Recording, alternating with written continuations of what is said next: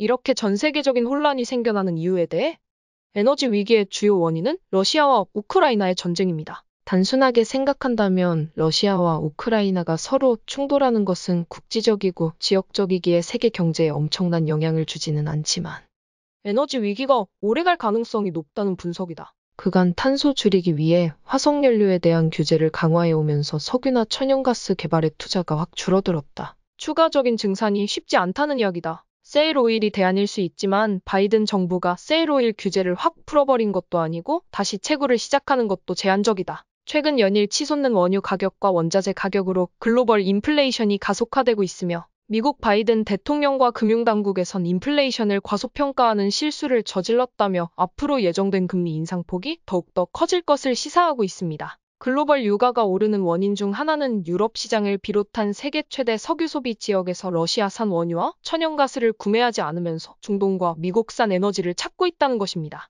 이렇게 수요가 한쪽으로 몰리게 되면서 글로벌 에너지 가격의 불균형으로 점점 상승하고 있는 상황입니다. 우리나라 역시 과거 오일 쇼크를 연상하게 하는 국제적인 흐름을 피하기는 어려울 것으로 보이지만 최근 바이든 대통령이 글로벌 인플레이션을 잡기 위해 러시아에 대한 유화적인 정책을 고려하는 가운데 최대 수혜국은 한국이 될 것이라는 전망이 나오고 있습니다. 이어서 러시아 당국이 반도체를 생산하는 데 필요한 핵심 가수와 소재에 대해 수출 금지를 내리면서 반도체 소재 강국이라 자평하던 일본이 완전히 뒤집힌 상황입니다. 알고 보니 일본 역시 모든 소재를 스스로 생산하는 게 아니라 러시아와 우크라이나로부터 반도체 소재의 원료가 되는 물질을 70% 이상 수입해오던 것이 드러난 상황인데요. 러시아 당국의 이런 금수 조치 리스트에 한국만 유일하게 빠져있는 것으로 알려지면서 몇 년 전부터 소부장 산업을 육성해 반도체 소재 탈일본을 해오던 한국이 일본을 꺾고 세계적인 반도체 소재 공급처가 될 것이라는 긍정적인 전망이 나오고 있습니다. 국제적인 에너지 위기와 반도체 공급망 위기를 또 하나의 기회로 만들어버리는 한국의 상황을 자세히 알아보겠습니다. 미국의 방송사인 CNN은 에너지 업계에 종사 중인 관계자들의 발언을 인용해 현재 에너지 위기는 시작 단계에 불과하다고 밝히면서 1970년대와 80년대에 이어졌던 오일 쇼크보다 더욱 크고 강력한 위기 상황이 펼쳐질 수 있다고 분석했습니다. 국제에너지기구 사무총장인 피터 비럴 역시 인류는 역사상 전례 없던 에너지 위기를 겪게 될 것이라고 말하며 러시아, 우크라이나 상황을 빠르게 종결지어야 글로벌 에너지 위기도 사그라들 것이라 말했습니다. 그동안의 세계 경제는 에너지 가격의 상승에도 불구하고 지속적으로 발전해왔지만 최근 미국과 유럽이 종합 세계 1위의 에너지 공급국인 러시아를 배제하면서 에너지 가격이 통제가 불가능한 수준으로 오르고 있다는 것입니다. 이런 상황에 국제사회의 대러시아 제재가 실효성이 없다는 지적도 나오고 있습니다. 러시아 당국에 따르면 올해 2022년은 소련 붕괴 이후 가장 큰 경상수지 흑자가 예상된다고 밝히며 자국 경제의 건재함을 과시하고 있습니다. 러시아가 자신만만한 태도를 보이는 이유가 있습니다. 미국 월스트리트 저널은 자보도에서 인도 정유 업체들이 러시아산 에너지의 원산지 세탁을 통해 미국과 유럽 등 전 세계로 수출하고 있다고 밝혔습니다. 서부 텍사스유가 4월부터 5월까지 한 배럴당 $105를 유지하는 동안 러시아산 우랄유는 한 배럴당 $73를 기록해 인도의 정유사들은 러시아산 원유를 대량으로 매입한 뒤에 탈원 처리를 비롯한 정제 과정을 거쳐 유럽과 미국으로 수출에 막대한 이익을 거머쥐었습니다. 미국도 러시아처럼 세계적인 자원 수출국으로 글로벌 에너지 가격 인상의 혜택을 받고 있지만 정작 에너지를 팔아서 보는 경제적 이익보다 글로벌 인플레이션으로 국가 경제에 주는 피해가 막심하기에 누구보다 물가를 잡고 싶어하는 상황입니다. 이에 미국 바이든 대통령은 러시아산 에너지 제재를 전면 해제할 수도 있다는 특단의 조치를 준비하고 있습니다. 현지 시각 바이든 대통령은 몇 가지 정책들로 국제유가를 낮춘다는 것은 사실상 불가능하다고 밝히면서 미국이 러시아산 원유 가격에 상한제를 적용하여 시장 가격보다 저렴하게 도입하는 것을 적극적으로 검토하고 있다고 밝혔습니다. 같은 날 유럽연합은 헝가리와 같은 일부 국가를 제외하고 러시아산 원유의 유럽 내 수입 금지 조치를 발표해 미국과 유럽의 대조적인 행보가 주목받고 있습니다.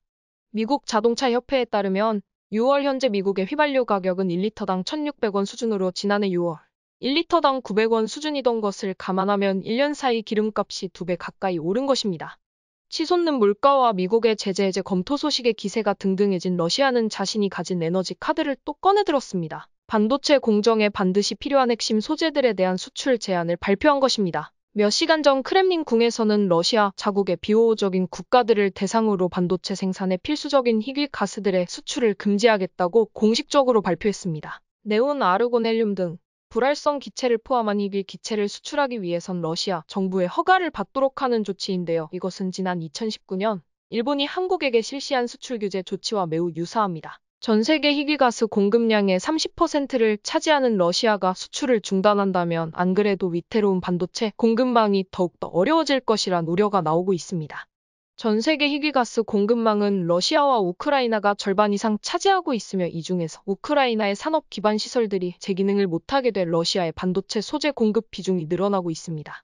그런데 이번 소식에 제대로 타격을 받는 곳은 일본의 반도체 소재 업체들이 될 것이라고 알려졌습니다. 일본은 러시아와 우크라이나로부터 희귀가스를 수입해 반도체 소재를 생산 및 가공하는 데 이용하고 있습니다. 일본의 업체들이 수입하는 러시아산 희귀 기체의 비중은 대략 70%에 육박하고 있는 상황으로 러시아로부터 공급이 끊긴다면 일본이 전 세계 반도체 기업에게 납품하던 제품의 생산이 순식간에 멈춰버린다는 뜻입니다. 러시아 측이 이런 조치를 발표한 것은 사실상 일본을 염두에 놓은 결정이라고 보여지는데요. 일본은 우크라이나 상황이 시작되자마자 기다렸다는 듯이 러시아를 향해 독자 제재를 발표하는 등 유엔 상임이사국인 러시아를 축출하고 자신이 상임이사국에 진출하기 위해 움직였습니다. 그 결과 안 그래도 쿠릴 열도를 비롯한 북방 영토에서 영유권 다툼을 벌이는 러시아와의 사이가 급속도로 나빠지게 되었습니다. 반면 한국은 그동안 우호적이었던 러시아와의 관계를 고려해 상당히 중립적인 입장을 고수한 결과 이번 수출 금지 조치에도 불구하고 상당한 경제적 이익을 볼 것으로 예상되고 있습니다.